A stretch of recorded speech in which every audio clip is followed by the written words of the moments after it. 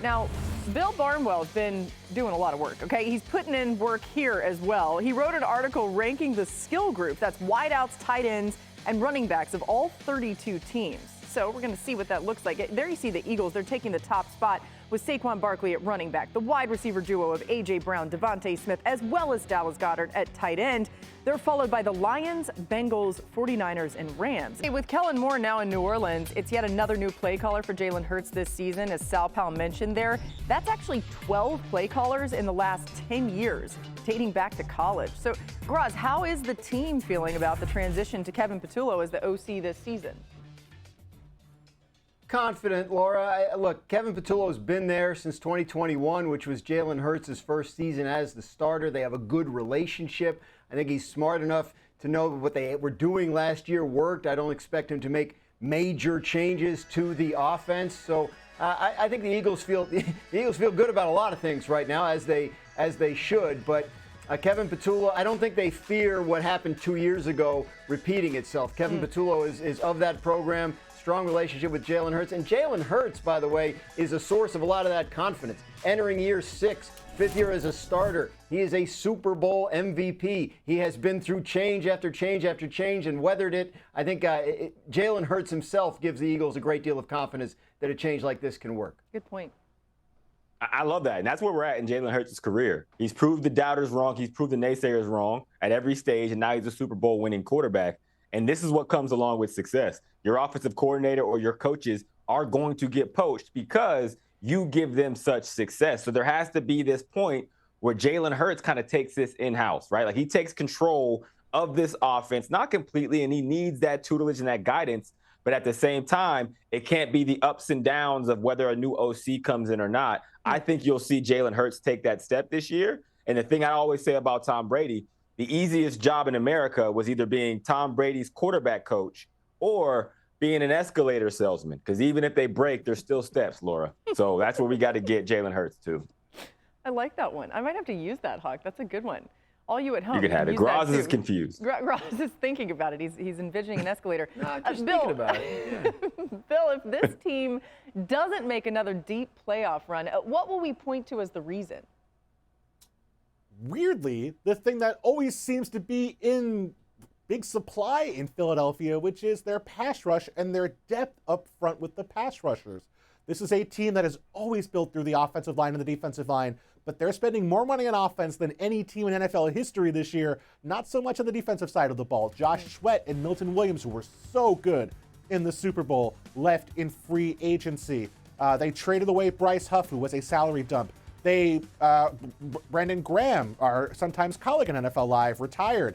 This has been a defensive line that has lost several key pieces. And I understand they have some incredible talent still left in Jalen Carter, Nolan Smith, Jordan Davis all there. Jalix Hunt looked really good last year. But if those guys get tired, if they get injured as the year goes along, and like you said, potentially through a deep playoff run, not as much depth there to kind of rotate those guys throughout the season.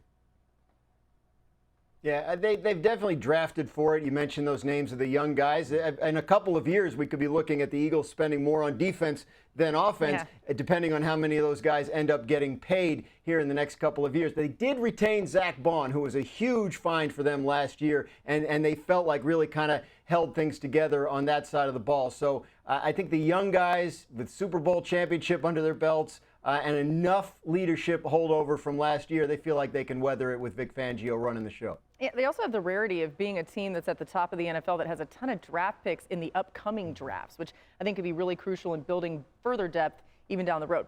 We looked at the top teams earlier in the show, but there was one major Super Bowl contender near the bottom of the list. This, by the way, on ESPN.com. According to Bill Barnwell, Cam Ward and the Titans have the worst skill position group in the NFL. The Panthers, Patriots, Browns, and the Bills round out the bottom 5. Despite having the second best offense in the NFL behind the Lions last season, Buffalo comes in at 28. They come into the season with James Cook at running back, Khalil Shakir and Keon Coleman as their top receivers, and the duo of Dawson Knox and Dalton Kincaid at tight end. Bill, did Buffalo do enough around Josh Allen in this offseason? I'm thinking you're going to say no based on where you've got him ranked. You're correct, Laura. Very astute. I would say no. And I go back to those 2 key 4th downs against the Chiefs last season. In the regular season, it's 4th and 2. The Chiefs drop out and play zone coverage against the Bills. Nobody gets open. Josh Allen has to run for a touchdown to win that game for the Bills. Then you move on to the postseason. That's 4th and 5 at the end of the year. Trent McDuffie, the Chiefs' star cornerback, gets sent on a blitz because the Chiefs very clearly didn't have to worry about covering anybody. There's no one they felt like they had to put their best cover guy on. They felt like they could cover with their second and third tier cornerbacks. And Josh Allen was not able, unfortunately, to make a play. Dalton Kincaid nearly made a spectacular catch, but it didn't work out. And so I just look at that lineup and I think, okay, if we need to get a bucket, if we need a third down conversion, who are we going to? Who's the guy we trust to get open? Who's the guy we trust against any coverage? The Bills don't have that guy. And unfortunately, so many teams in the NFL do have that guy. Even the teams right ahead of the Bills, the Giants and the Jets, they have number one receivers who would step in and immediately be the best guy on the Bills. No, they like some of their young players, but I just don't think they have that receiver who's really going to help Josh Allen out. Yeah, the Bills' pushback would be that I believe Bill had them ranked 24th last year, and they were second in the league in points. However, unsurprisingly, Bill makes a good point that that it's not about the regular season for Buffalo at this point. We know the Joe Brady offense can generate points and get them where they need to go. But the question is, who's going to make that big play against Kansas City when they have to make it to go to the Super Bowl, which they haven't been able to do. So they expect Keon Coleman to take a jump in his second year. They drafted him very high enough to consider him a number one wide receiver prospect. They expect more from Dalton Kincaid, young tight end who battled through injuries last year. The one thing worth watching here is the James Cook contract situation. He's still unhappy.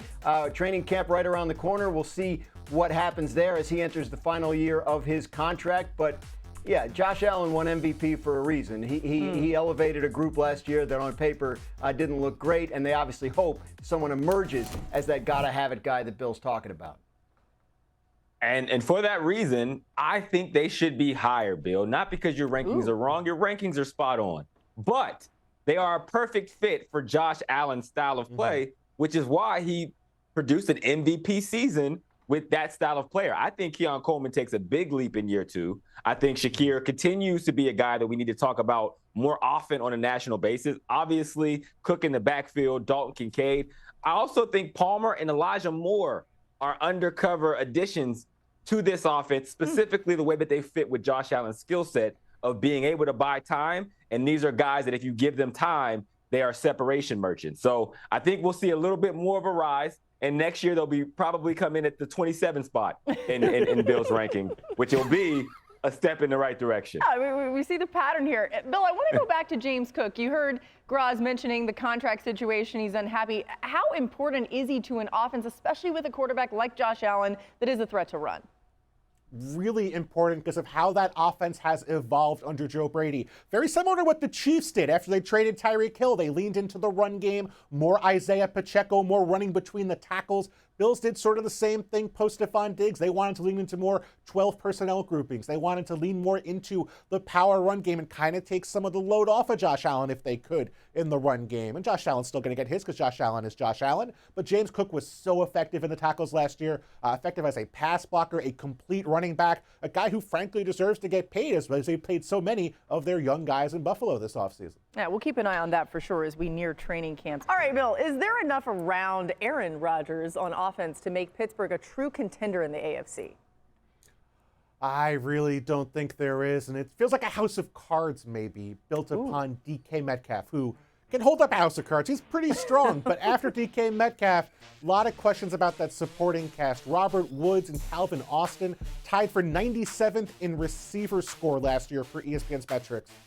You're looking at a running game that's new with Caleb Johnson and Jalen Warren. I think Jalen Warren's an exciting player, but they don't have Najee Harris after last year. One thing I do think they did well this offseason is maybe shift to more of what Arthur Smith might like and what Aaron Rodgers might like, which is leaning into 12 and 13 personnel. 2 or more tight ends on the field over the last 3 years. Aaron Rodgers' QBR has jumped from 30th to 15th. So I understand the logic there. Get more linebackers on the field, force teams to play their base defense more often, create more sort of seams on the field for Aaron Rodgers to throw into. Loves throwing over the middle of the field. Obviously still has a great arm, even if he can't really work outside the pocket anymore. But I do think getting bigger bodies on the field and letting him pick on those linebackers might be a way to make Aaron Rodgers' life easier without a great receiving core beyond DK Metcalf. Yeah, I love that, Bill. I would love to see them add a wide receiver. Now, there's not a plethora of options available. Keenan Allen will be my preference. Now, whether Keenan Allen wants to go to Pittsburgh or not is another conversation. Amari Cooper out there, and I think they need one more receiver to kind of right-size the weapons that Aaron Rodgers has at his disposal. They need a third down guy who can get open in man-to-man, and as long as Aaron Rodgers can buy a little bit of time, they can separate to give him an outlet, especially for DK Metcalf, who has been used to having Tyler Lockett on one side, Smith-Njigba in recent years with the Seahawks. I do think that's important for this offense. And Calvin Austin, I like Calvin Austin. I like what he did last year, a year ago. I think his skill set is better as a number 3 and in the slot, which gives him more of a two-way go and down the field and catch and run. So I like him better as a number 3 than a number 2 option.